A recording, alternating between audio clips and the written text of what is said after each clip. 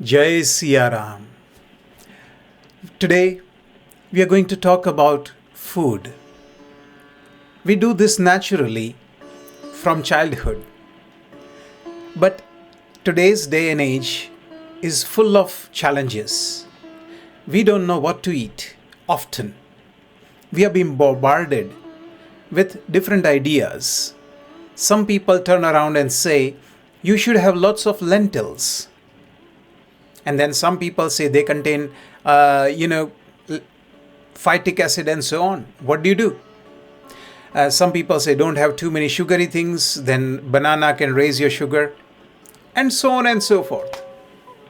So in this world just now, we are getting mixed messages all around us, what to eat, what not to eat, how to have nutrition. Of course, if you got celiac disease, then you would avoid wheat and gluten. But not everybody's got celiac disease. Again, the same goes for milk. People blanketly say milk is bad. Yes and no. Because if you make ghee out of it or butter out of it, it's very helpful. Remember, there's no lactose there, and therefore, because of that, it's easy to digest, even if you don't have lactase enzyme in your body. So, those who cannot, handle milk directly, they can still handle ghee. They should just try and test it, maybe. What I'm trying to say is, one size fits all is not the case. We are all individuals, and so we have to see what works for us and tailor our food systems accordingly. So let's start. First of all, about liquids. I would refrain from anything sugary, including fruit juices. A very controversial statement. Juice is mostly sugar. Although it is natural sugar, it is still sugar. So if you have, say, a lot of orange juice, 2 or 3 glasses, and measure your insulin levels, your glucose levels, you will see that your glucose is spiking. And to counter it, then insulin comes in from your body, and you gain weight because insulin is the chemical which helps bind fat to your body. It gives you more fat. And so you want to make sure that you don't spike your insulin too much, which means less carbs and less sugar. So that's why. If you eat an orange, you bite into it, chew into it, that's fine. Again, not too much. Too much of anything is not good. But oranges are very good. If you have 1 or 2 oranges and you eat it, fine. Drinking juices, not a great idea. Maybe a little bit here and there. If you make it like a squash, so a little bit of juice and then a lot of water, mix it up. Maybe put a lemon in, some nice masala and have it. One off in the summery season is alright. But if you're just going to have lots of juices, it will add to your sugar. And so we don't want to drink empty calories like sugars. So we avoid all the fizzy drinks, all the energy drinks. Don't do that if you can help it. In the morning, when we wake up, we should do something called the Usha Pan. Warm water, not hot water, remember. Warm water. If you drink hot, again, you can shock your system. Some people can handle it, but most cannot. And so go with lukewarm water. And if you want to make it even more powerful, add lemon to it. Squeeze a lemon in it and have it. It's very, very good for you. Lemon will also help you with the digestion in the daytime. So when you eat food, your digestive juices will be stronger. So that's for the morning. Coming to the afternoon time, ideally the best drink for the afternoon is yogurt drink. So not yogurt, but a bit of yogurt, a lot of water, mix it up very, very, very well, and then drink it with some salt and other masalas. We call it chash masala. We can also call it buttermilk in English. Very good for you. But remember, thin, not thick. Okay, again, you'll gain weight if you. See, I come from India. So if you are in India and you know this, you come from India, you must have seen people give lassi over there. They sell it a lot. And that lassi is very thick. And then they add a lot of sugary things in it and make it very sweet and tasty. Yes, it's sweet. Yes, it's tasty. Yes, it's thick. But it will make you big person physically.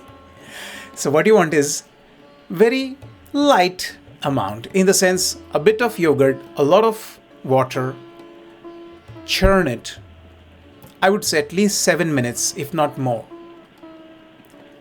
In England, what I use is dough maker. So there is a big dough maker bowl of a machine in the kitchen. We put yogurt in it. We add a lot of water in it, some salt and masalas, and put it to turn on. It goes on and on and on and on and on and on, about 15 minutes. And then it's good to drink. This is afternoon, not in the evening, not in the morning. Afternoon drink. The evening drink, and again this might open a can of worms, and that is milk. Usually it's got good chemicals to help you go sleep, tryptophan and so on. So milk in the evening is nice, especially children can handle it. Now, most of us nowadays are careful of milk because of various reasons. Nowadays, the cows are given a lot of injections, a lot of hormones, a lot of antibiotics, and these cows are not held, not all, but most of them are not held in sanitary and good way, and therefore their milk is not good for health.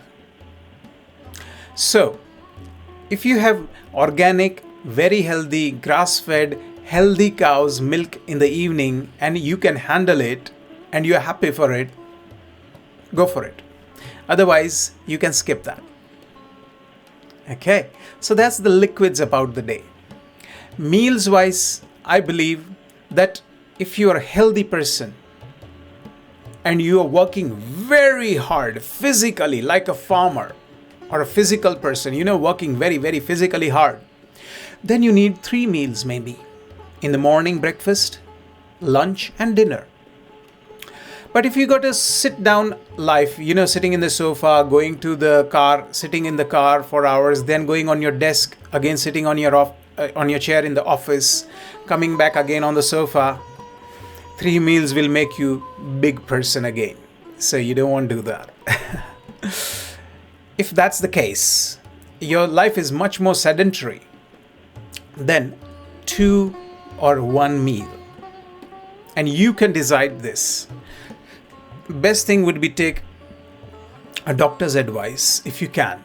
That is the best thing to do. And ask them. Basically what I'm suggesting is, for an average person, for a normal person, 2 meals a day is more than enough. But if you realize you got some fat here and there and in your body everywhere, you're getting chubby person, then you can go straight to 1 meal with advice. 1 meal a day. Again, when you're having 1 meal, you need to know what to eat. Or 2 meals or 3 meals. So that was how many meals a day. I gave you the idea. I personally, if you ask me, I try to do 1 meal a day most of the days of the year. So say out of 365, I try to do 300 days of 1 meal a day, and then 65 is reserved for parties, birthdays, receptions. When I've gone to somebody's birthday party and they say, "Na Hemang Bhai, tamare to dinner khauj padse," so I'll have some here and there. So I'm not strict about it, but in general, I try to lean towards one meal a day. And it's kept me very healthy and fine. Again, I think you should try it. Sometimes people say, what to do if I'm hungry after 1 meal? Well, there's solution for it. You have some fruit. So you can have some strawberries, blueberries, raspberries. I like berries. Now you know, isn't it? Avocado is fine. You can have 1 or 2 avocados depending on the size of the avocado. It's not a bad idea to have avocado. It's very, very good. That's a very, very good fruit. In fact, it's got very healthy fats in it and very little carbohydrates, so it won't spike your insulin levels. Voila! healthy fruit.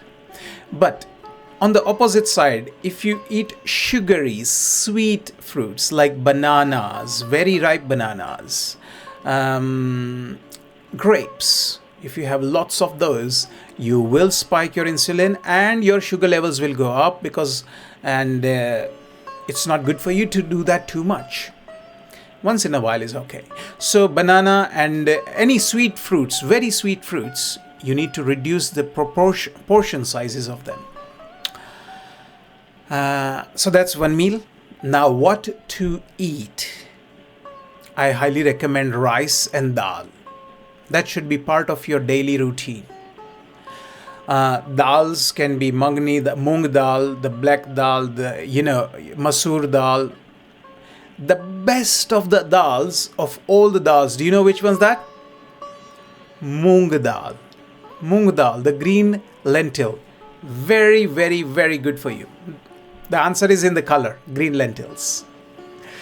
So have that, moong dal. Other dals as well. And you would have it, say Monday this dal, Tuesday that dal, Wednesday this dal, because that will give you very healthy, nutritious proteins and other required minerals and vitamins as well.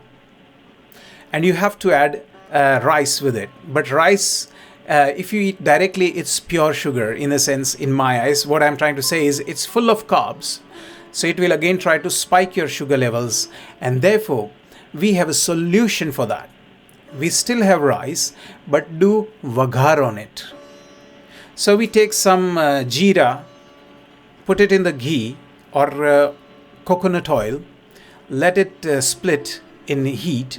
Once it gets about brownish color, you pour that over the cooked rice. Now what you've done is you coated the rice with fat, whether it's ghee fat or whether it's coconut fat. And that makes the rice GI index go down, meaning glycemic index goes down because of that action.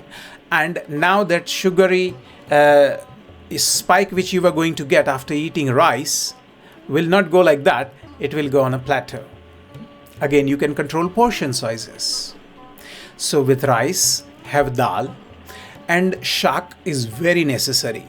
So have lots of shak, meaning curries. Curries made out of green leafy vegetables and other vegetables put together. Like you can have aloo palak or something like that. Very, very good for you. Aloo meaning potatoes. Again, if you overdo potatoes, you know what's going to happen. It's not very good for you. Especially fried things. We are staying away from fried things as much as possible. Maybe you can have it once in a while and that's alright. But if people are having chips and crisps, that's a recipe for trouble. Potatoes itself are not bad. So if you bake them, they are the best. Where the skin is nice and the potatoes come from organically grown farms, you can eat potato with the skin intact. It's very, very good for you. And especially when you add ghee or fat to it into the cooking bowl with potatoes, again its glycemic index comes down. So green vegetables and so on you should have every day. If you are coming from North India, then you would like your chapatis, your rotis, your parathas, your naans. Most of these can be trouble if you don't cook it correctly. And so this way, we need to have a balance of food and especially flour, which we eat to make chapatis, rotis and other breads, is wholemeal, as you know. Preferably from non-GM wheat. Very hard to find nowadays. But yes, that's the case. The fresher the food it is, the better it is.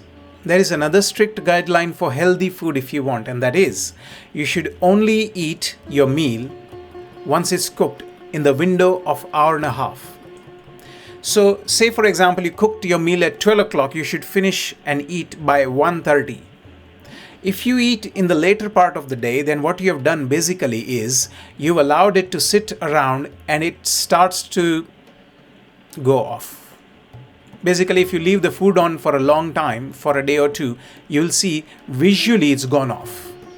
But before that, if you taste it, it's gone off. And for few hours after cooking it, say it's a few 5-6 hours later as well, you might not be able to taste the difference, but it's still not very healthy for you. So what to do? Eat once you cooked fresh meal. I know some people who cook in the morning and then have it in the afternoon, the meal.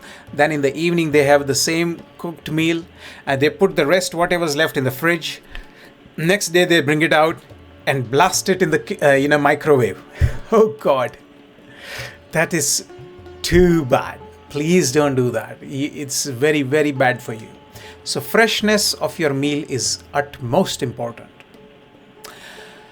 I told you about the dals, the lentils, rice, and the wheat. What about sprouting? Now, if you have time, you can go a bit healthier option.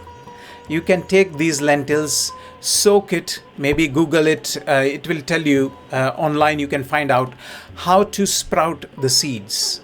You can sprout them and they become exponentially healthier. And then, of course, you still cook them.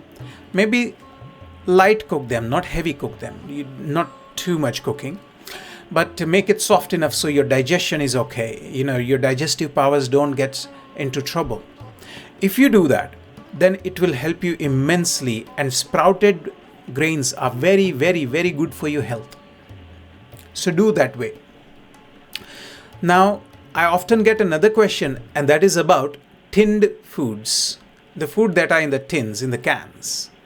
Again, where I come from the Ayurveda angle, only use that in a pinch. So when you're stuck, when you are in a situation where you got no option, that's the time to go to the tin. Not on a normal day, not on a regular lifestyle. For a regular lifestyle, you want to have fresh foods only, not canned foods. If you want to gain more health, say when it comes to the winter times, in winter times our body needs more support, more health. And at that time what you can do is have more salads and add in a hardar, turmeric, but not dry turmeric, fresh turmeric. Cut it into small pieces, add a bit of black pepper on it, and add some ghee or coconut oil to it. Because without fat and without black pepper, you cannot activate the curcumin very well in the turmeric.